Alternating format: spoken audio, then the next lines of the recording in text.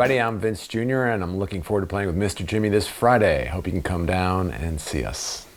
So the first memory of music in my life is very interesting. I was 4 years old. I still remember this, and back then we had a TV room. This is back when people all watched TV together, and it was, I believe it was a Sunday night. It was Ed Sullivan, and I have older siblings, 10 years older than me, 9 and 6 years older than me, and it was big news because this night we're finally going to get to see the Beatles. When I was in middle school band, playing the French horn, and the band director said to the student Brian, playing a baritone horn, to make a certain tone on his instrument. And I remember hearing that tone and thinking, wow, that's the first time I've heard something so beautiful coming out of an instrument in person.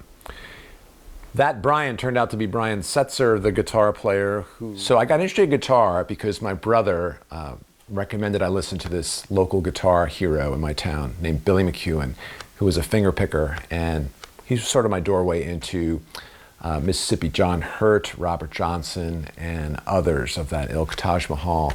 And I really worked hard at it, and he was a great teacher, and he drove me around to get my first guitar.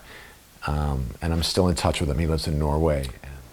So my songwriting process is somewhat mysterious, and talking about it, I worry I'm going to lose it. But things just kind of come in my head when I'm running or walking or even sleeping.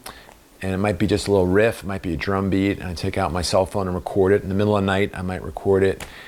And then I have lyrics or little phrases that I like, and I try and put it together, and it's such a wonderful process. I love the process of it, so that's why most of my material is my own.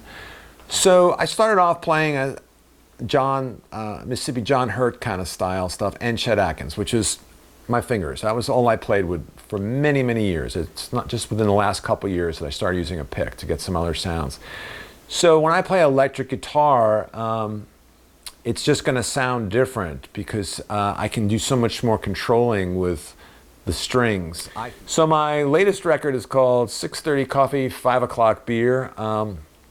We recorded it before the pandemic, and we were all set to have a release date, and then the pandemic hit, and so it was a very long time before we could have a release party for it, but I still play songs from it now, and I'm really proud of it. And it has almost all original songs on it, a couple covers. So what are my thoughts about improvisation? It's sort of about what my thoughts are about conversation. I like conversation where someone talks, someone listens, someone responds. It's not about using the biggest words in a conversation. It's maybe repeating a question back to a person. This is what I understand that you said. So to me, that's the best kind of improvisation, a dialogue, not trying to get awe out of an audience member, but rather getting a deeper feeling. So the question is something interesting that people might not know about me. One thing is I was in the Peace Corps, and I lived in North Africa and Morocco for 2 years, learned Arabic. It was the 2 most wonderful years of my life back then. Also, I was a professional actor for a couple of years in a hit off-Broadway show called Tony and Tina's Wedding. I was in the original cast purely by chance. Learned so much doing improv acting in New York and Los Angeles. And the other thing people might not know about me is I'm a passionate teacher. I teach elementary and high school English as a second language.